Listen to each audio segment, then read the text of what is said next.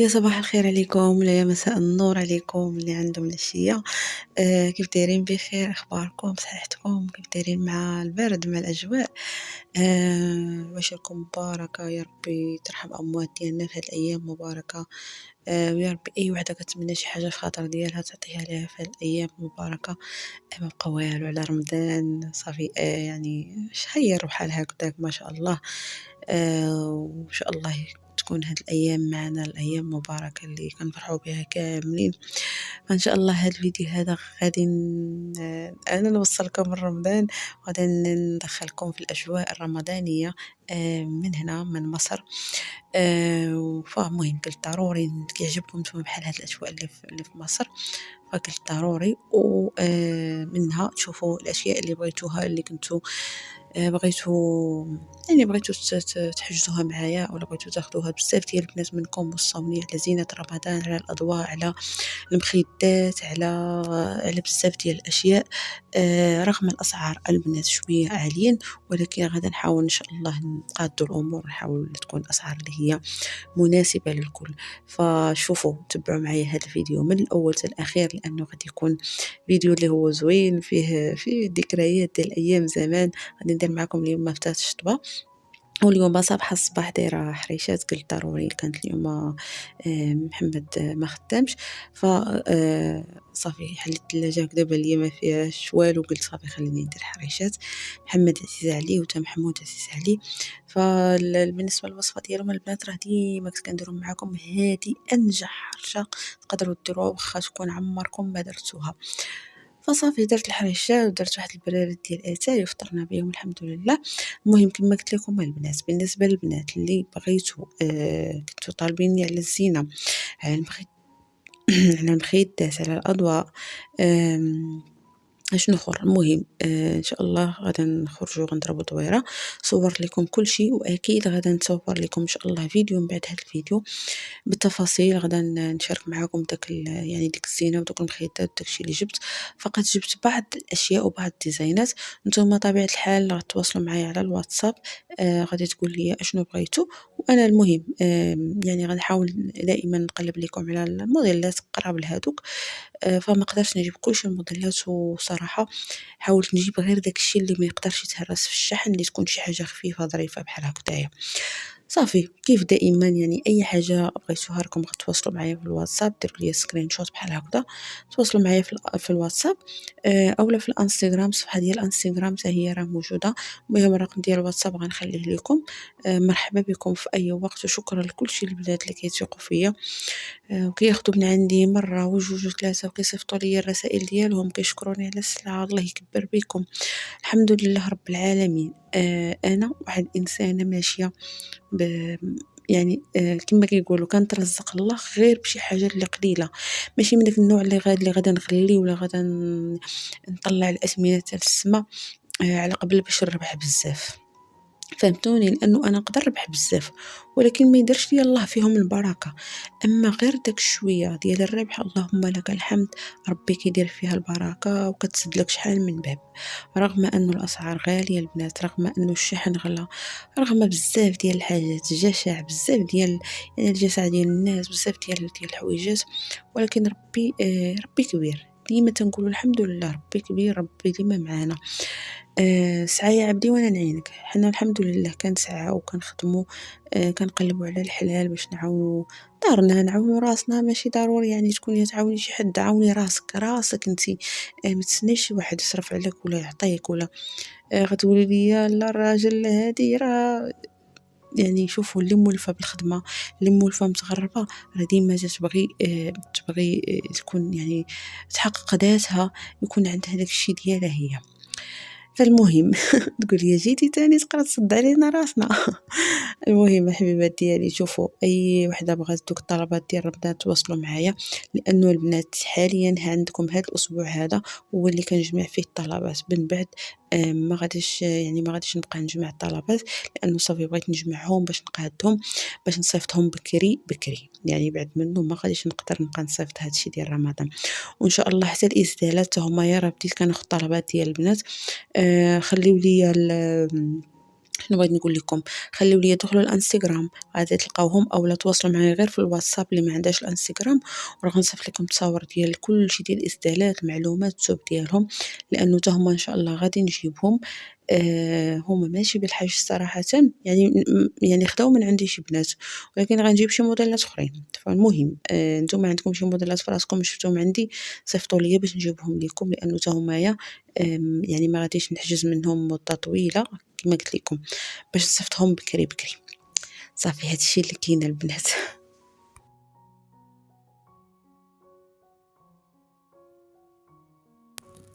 المهم هنا البنات مشيت غدا نوجد فساد الشطبه.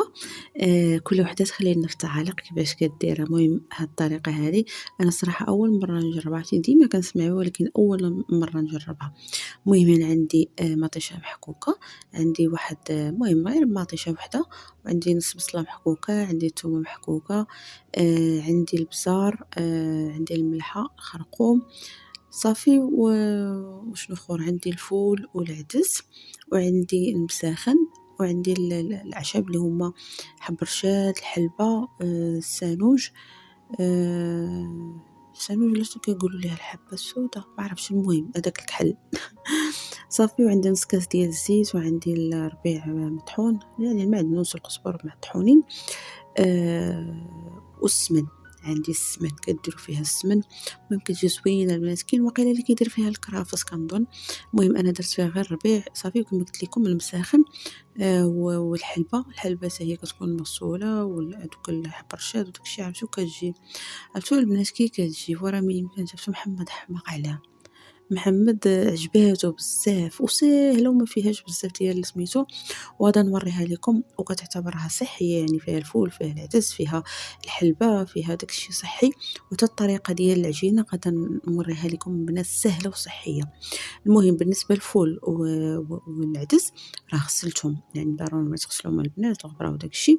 صافي هنا كندير مطيشه، البصله اللي حكينا، ومطيشه وشويه ديال مطيشه ديال الحك، وعندي الثومه حتى هي محكوكه. المهم كنقليها مع زيت زيتون. نتوما كاين انا عندي خلطت، حيت انا ما عنديش الصراحه مابقاش عندي زيت العود، فخلطت شويه وزدت شويه ديال الزيت الاخر، ما كثرتش.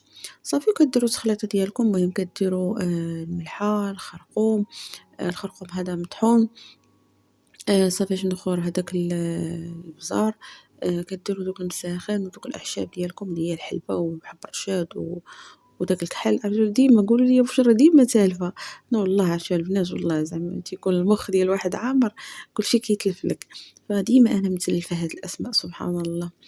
فصافي كتقليوهم البنات مزيان هكذا فوق يعني فوق النار، كتقليو ديك مطيشه وبصيله وداك الشيء، حتى هكذا كيتجانسوا مع بعضياتهم. وكتزيدوا عليهم الفول، وكتزيدوا عليهم شويه ديال السمن، وكتزيدوا داك المهم كتزيدوا داك المعدنوس ديالكم وداك الشيء. انا بالنسبه للمعدنوس ولا بالنسبه للقزبر المطحون ما كنبغيش، كنبغي ندير شي شويه في الاول وكنخلي حتى الاخير، وكندير داك بزاف باش كتبقى لينا فيه يعني الفايده، لانه راه ملي كنطيبوه صافي راه كتمشى ديك الفائده ديالو. شوفوا غمضوا عينيكم اختي على ديك سميتو ايد الكوكوت، راه مسكينه تهرسات ليا في التحوال. هاد الكوكوت هادي كانت تعطيها ليا امي، كانت خاسره، وكتمشي ديتها درتيها ديك الجلده ديالها فعرفت شحال كانت 10 دراهم. والله العظيم البنات الا كطيب لك الحاجه الا سهيتي عليها راه كتردها لك حريره. الا سهيتي عليها كطيب تبارك الله عليها. فاذا اختي تهرسات ليا، المهم حتى من بعد ورا نشوف لها شي ايد اخرى، غمضوا عينيكم عليها.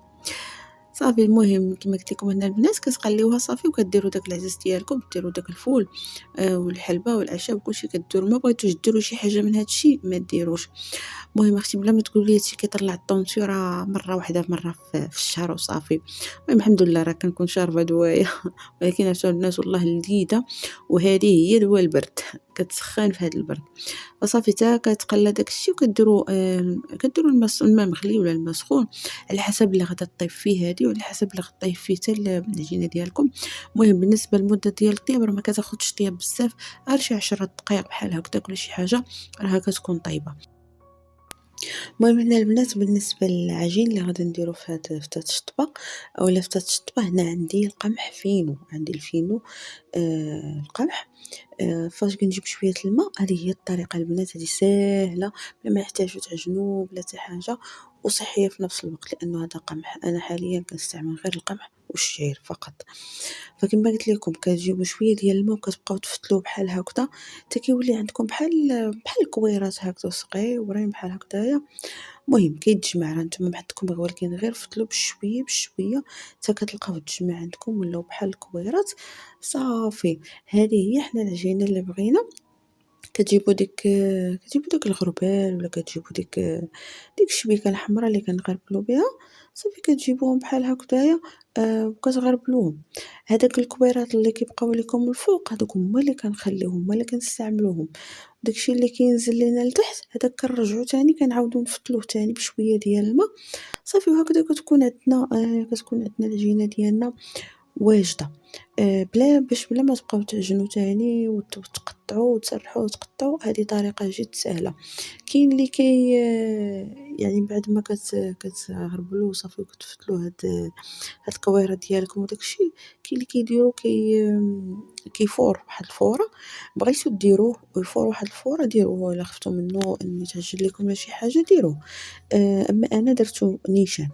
شتوني هنا البنات كما قلت لكم صافي كتغربلو كيبقى لكم دوك الكويرات اللي كورتو الفوق هما هادو، وداك التحتاني اللي تغربل لتحت راكم كتعاودوا كديروا شويه الماء وكتعاودوا كتفتلوه صافي وكيكون عندكم العجين ديالكم جاهز.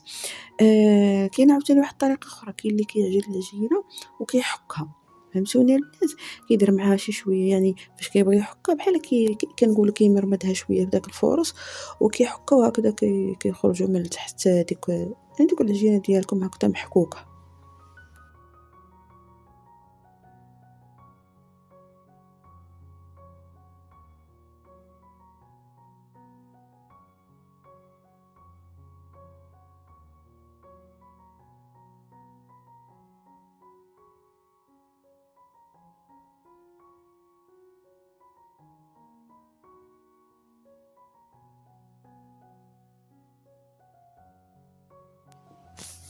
هنا البنات صافي كان عندي الفول والعدس طاب، المهم العدس راه دغيا كذاب، غير الفول اللي كيجي شويه الوقت صافي بديت كندير في داك العجين ديالي هكذا، بديت كنلوح فيه هكذا وكنحرك. المهم خصكم يكون عندكم الماء الكافي باش كطيب فيها العجينه.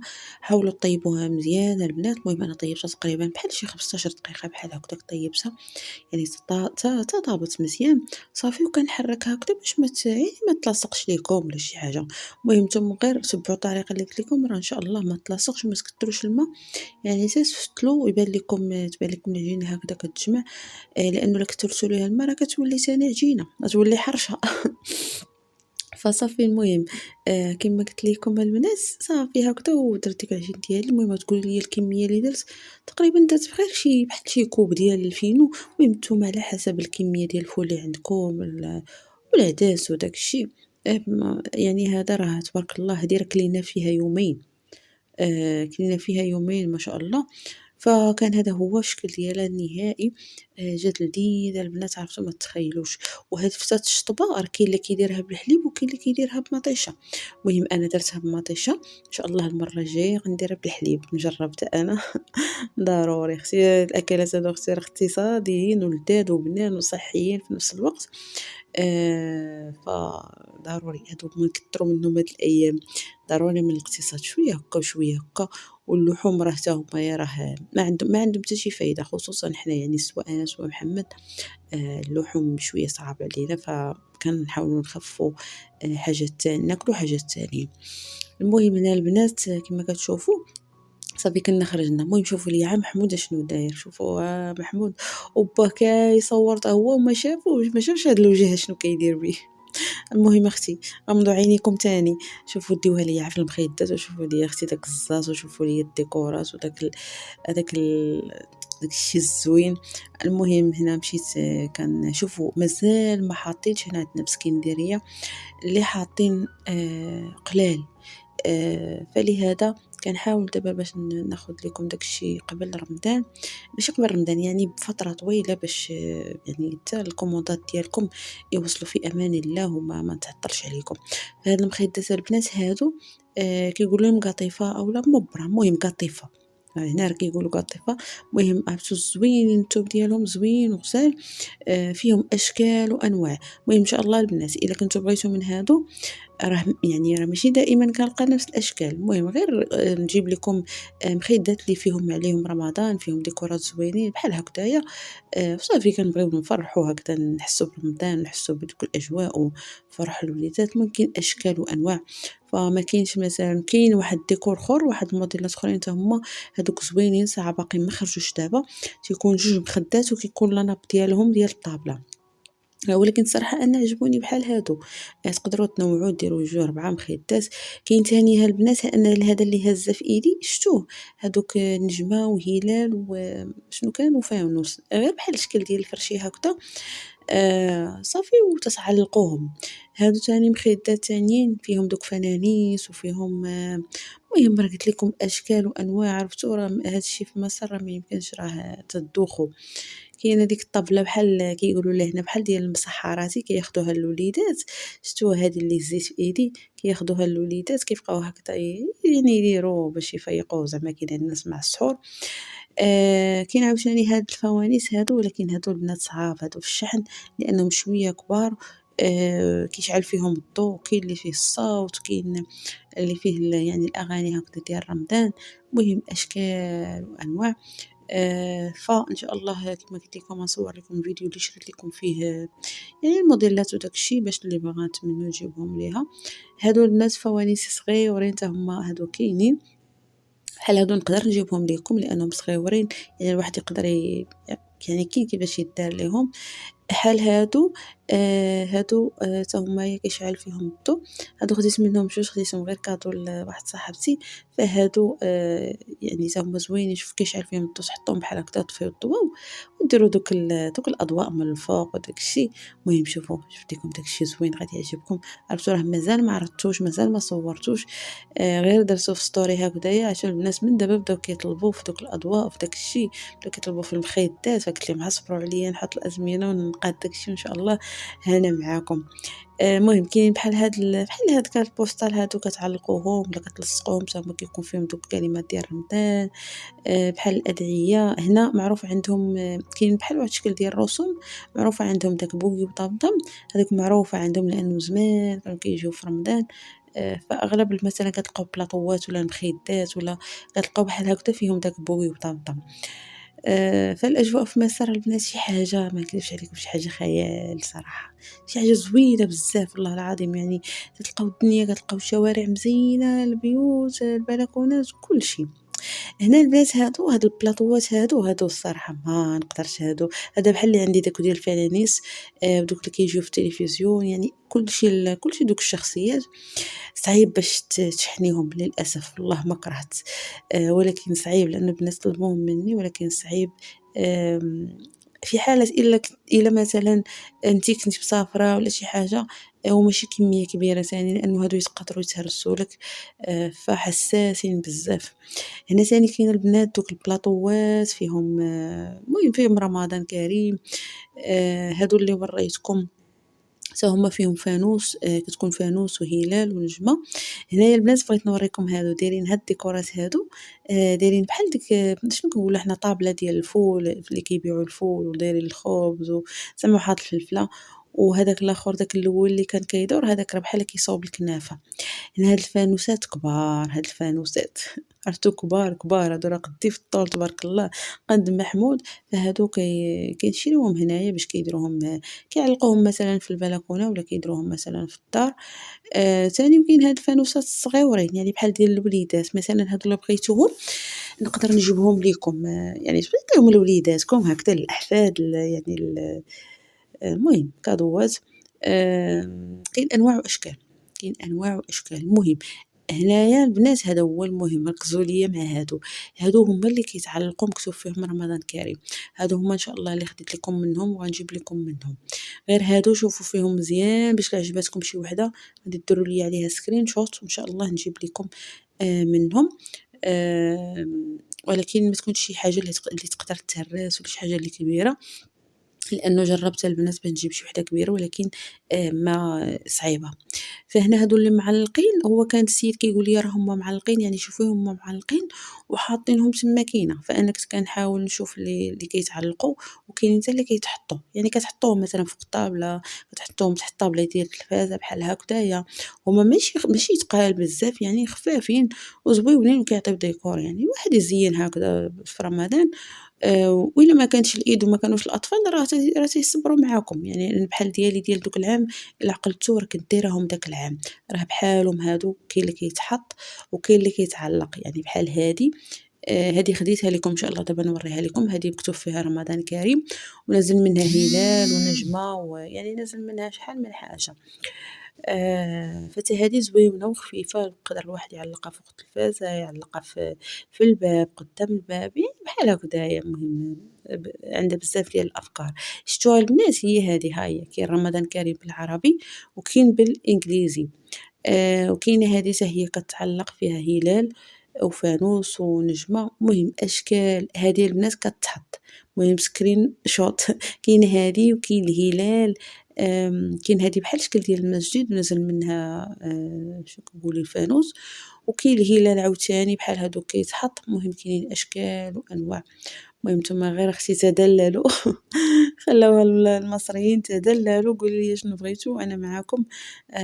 ومرحبا بكم غنخلي لكم الرقم ديال الواتساب، تواصلوا معايا عليه وغادي تلقاوه في أول تعليق، راه يدخلكم داك الرابط كيدخلكم نيشان هداك بلا ما تبقاو تكتبوا وتصدعوا راسكم.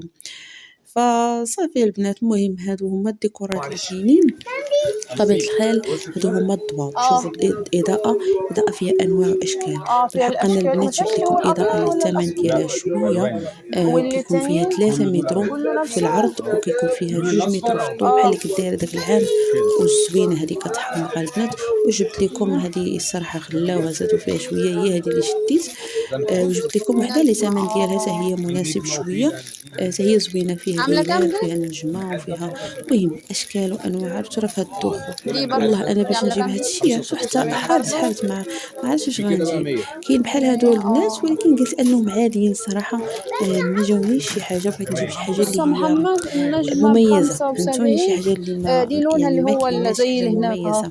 وحنا داكشي اللي كيكون فيه اللي هو الهلال أحمراس. والفانوس اللي والنجمة أصفر اللي وداكشي هي دي. ما عندناش، وكيكون غالي دي جدًا. خمسة وسبعين في ودي المواقع بمية. قالوها لي البنات كيكون غالي في المواقع ديال الإلكترونية، راكم عارفين راه ماشي أنا اللي غنقول لكم، ودي لك هذه ولكن أنا أصفر. إن شاء الله غادي تكون أثمنة اللي هي وفي دولة مزيانة أهو. ومعقولة، لأنه بغيت في كلشي هلال خصني هاد والنجمة العام دي حلوين. يزين دارو ويقاد دارو، دي ألوان ويحس برضو. بالبهجة ديال رمضان وهكذا مع وليداتو ويفرح 50 وليداتو، دي أشوف لأن هاد العام معلش شوية صعيب، ساعدك هاد العام معايا. شوية صعيب يا ربي تفرج عايزة يا على كل محمد واحد. بالله عليك. شوية صعيب من هاتها له كل محمد. حاجة، من ناحية الغلاء من هاتها له ناحية معلش. معنويًا ماديًا، فضروري خص رمضان هكذا نفرحوا بيه ونفرحوا ليه ونرحبوا به. فكان هذا هو الفيديو ديال اليوم، عرفت راسي كثرت عليكم الهضرة بزاف، المهم هانتوما شوفوا الضوء ديالو. هلال ونجمة صح؟ فالمهم نقول لكم مع السلامة، ما تنساوش تواصلوا فانوس معايا في الواتساب، دي بخمسين. تقولوا لي التعليق ديالكم لي لايك ديالكم، اخد دي. تبارطاجيو مع احبابكم واصحابكم اللي عزيز عليهم هاد الزينة ديال رمضان وكيبغيو يفرحوا وليداتهم. نقول لكم باي باي، نشوفكم في فيديو اخر، باي باي.